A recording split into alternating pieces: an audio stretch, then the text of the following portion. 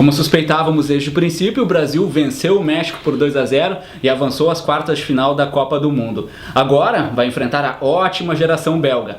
A Bélgica, que venceu o Japão de virada e vai vir com força, vai vir motivadíssima e provavelmente vai perder super motivada para o Brasil. Esse é o JC na Copa, eu sou o Juliano Tati, ao meu lado os colegas Davidson Ávila e Igor Natucci. Vou começar perguntando para vocês o que vocês acharam da seleção brasileira contra o México. O que mais chamou a atenção, o que ainda precisa melhorar para essa sequência do Mundial? Eu acho que a seleção brasileira ela tem vencido os jogos de uma maneira talvez um pouco mais pragmática do que o torcedor deseja, mas com boas atuações. Teve uma boa atuação contra a Sérvia, viveu dificuldades contra a Costa Rica, mas teve uma boa atuação contra a Sérvia e repetiu uma boa atuação nesse último jogo contra o México. A gente fica naquela expectativa de um espetáculo, de um grande jogo da seleção brasileira, mas também tem que se ver se os adversários exigiram esse tipo de coisa no Brasil. Até o momento, eu acho que o Brasil não teve grandes dificuldades.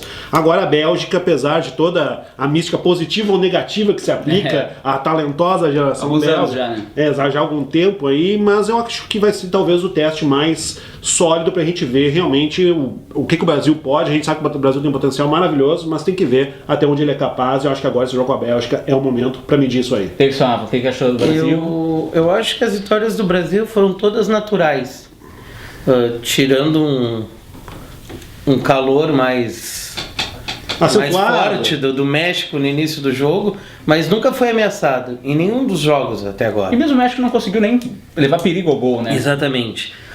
Eu faço uma comparação bem esdrúxula. Eu acho que essa seleção, não estou comparando os times, mas lembra muito a campanha de 94. Não sei se vocês concordam. Sem brilho, mas como vocês falaram, pragmática, honesta, fechadinho e todo mundo jogando pela ideia do Tite.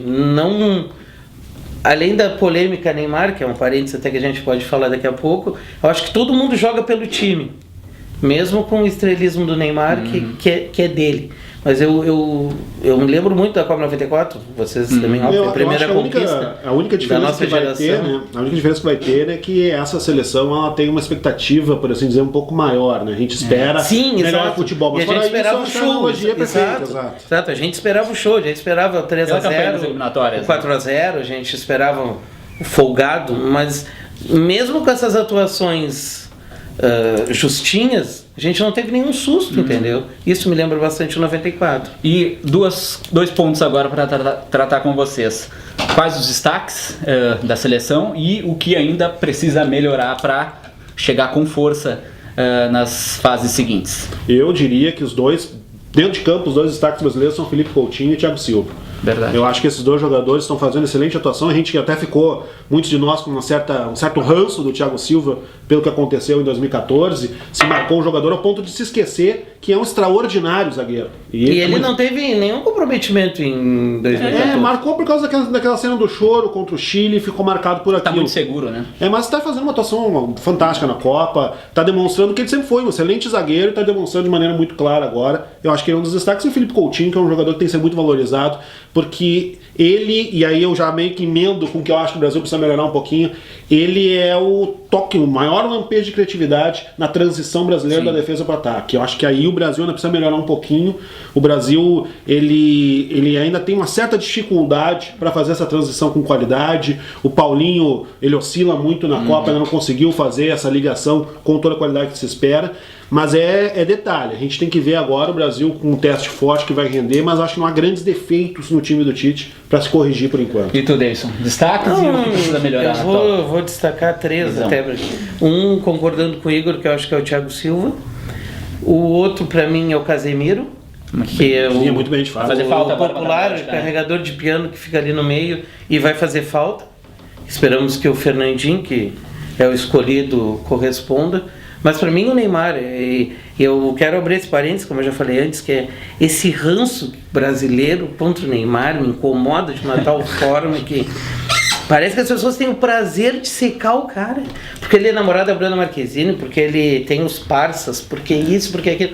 Cara, deixa o cara viver, ele é estrela, ele é destaque, ele é fiasquento, tudo isso, ok, eu concordo. Mas deixa o cara jogar, deixa o cara ser o que ele é. Depois vem a crítica, entendeu? Deixa ele fracassar primeiro. Deixa ele fracassar primeiro, entendeu? Pô, respeitem o cara, torçam pelo cara. A gente estava até comentando outro dia de brincadeira, mas falando sério, da onde vem esse ranço histórico do Brasil pela sua seleção? Algumas pessoas comentam que vem da época da ditadura, que as pessoas faziam uma ligação da ditadura com a seleção nacional, que a seleção nacional era empurrada, né? Mas aí as pessoas torciam contra o Brasil porque o Brasil era comandado pelos militares. Pô, esqueçam isso, essa nossa geração nova do mimimi, dos youtubers, dos facebookers e de não sei da onde, eles vêm com um ranço que é pra secar o Brasil e torcer para umas seleções que eles nem sabem história. Seu Serruela! Seu Zoreiudo! Isso me incomoda muito, então só queria deixar esse registrado. Palavras fortes de Davidson Ávila. Agora a gente já vai avançar, desculpa te cortar, mas a gente já tem que avançar para falar das surpresas e decepções das oitavas de final. Vamos ser breves aqui, vamos ver na tua visão, Igor, quem é que surpreendeu ao avançar para as quartas e quem é que decepcionou parando nas oitavas? Eu não sei se a gente chegou a ter uma grande surpresa entre as seleções que avançaram para as oitavas. Eu acho que talvez o mais perto disso seja a Suécia, uma seleção que não era tão cotada no começo da disputa, que ganhou envergadura moral a partir da sua classificação com uma grande vitória contra o México no último jogo do Grupo F. E que agora fez uma vitória pragmática, um futebol meio chato talvez de assistir, mas eficiente, conquistou. Talvez a Rússia, né? A Rússia foi a grande surpresa. Eu acho que ela acaba tendo essa carga, mas ela acabou não sendo tão surpresa, aí por isso eu destaco um pouco mais a Suécia, embora eu concorde com isso, porque a Espanha foi uma decepção enorme.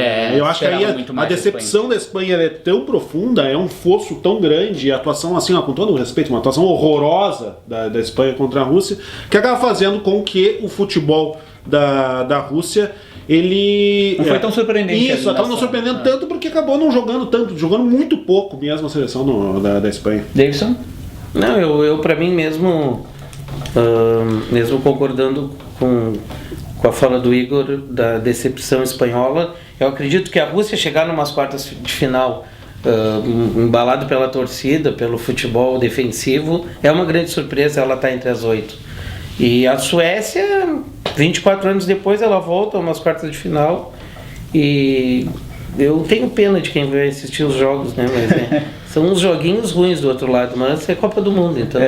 Todo jogo é interessante. Tenho certeza que os suecos adoram os jogos. Os jogos... Vamos adiante, agora vamos projetar o que vem aí nas quartas de final. Temos na sexta-feira Uruguai, França e Brasil e Bélgica, e no sábado Rússia e Croácia e Suécia e Inglaterra. Começando por ti agora, Davidson, Uruguai, França, o que tu espera do jogo, rapidamente, e o que tu acha que passa? Voltando na Argentina e França, que era o meu desejo que os hermanos passassem e que os franceses caíssem, eu vou repetir o meu desejo sul-americano. Eu torço muito pelo Uruguai, mas eu acho que a França... Ainda mais se o Cavani não jogar, mas mesmo que o Cavani jogue, eu acho que a França avança. E o Brasil, eu acho que passa com facilidade, não digo facilidade elástica de placar, mas eu acho que com facilidade de futebol. Sem sofrer. Sem o popular sofrer, né, que tá na moda. Vamos continuar na sexta-feira, Igor, Uruguai e França, Bélgica e Brasil. Eu acho que o Uruguai e França, ele é um dos jogos mais estratégicos, mais nevrálgicos dessa Copa. Eu acho que a seleção que vencer de Uruguai ou França, ela já vai estar testada, ela vai estar encaixada, vai ter passado por um caminho difícil e vem muito forte para a disputa do título. Eu tô com a impressão que o Uruguai vai acabar conseguindo. Eu acho que o Uruguai é uma equipe bastante coesa, mesmo com a dificuldade eventualmente da ausência do Cavani, mas me parece que o Uruguai tem a maturidade necessária para isso. Brasil e Bélgica, eu acho que o Brasil passa. Eu sou um quase defensor da talentosa geração belga. Eu gosto do futebol que eles disputam, mas eu ainda acho que não é o momento da Bélgica. O Brasil tem a maturidade, vai se impor e vai passar. Davidson Ávila, sábado, Rússia e Croácia e Suécia e Inglaterra. Por mais que eu não acredite na Croácia e ela tenha provado isso no último jogo, que foi horroroso, eu acredito que passe a Rússia. E entre Suécia e Inglaterra, pelo que a gente pode ver das duas, também é uma incógnita. Eu aposto na Suécia. Desde a histórica classificação, histórica não, né? Mas forte, que eles desclassificaram Holanda, Itália. Então eu acredito que a Suécia bate a Inglaterra, nem que seja numa prorrogação nos pênaltis, e dê um Suécia e Croácia do outro Igor, lado. para fechar. Decepção da Croácia no jogo das oitavas. Eu achei muito fraca a atuação da esperava Croácia, muito muito mais. Dinamarca, achei muito fraco. E aí eu acho que a Rússia cresceu na parada. Eu aposto na Rússia, indo para semifinais. E Suécia e Inglaterra, eu tenho a impressão de que a Suécia pode surpreender. Eu vou botar uma inesperada semifinal de Rússia e Suécia. Então tá, vamos acompanhar, vamos ver no próximo JC na Copa se os colegas acertaram aqui. Semana que vem a gente está de volta aí para falar sobre os jogos das quartas de final e já projetar as semifinais da Copa do Mundo da Rússia. Falou, pessoal. Valeu.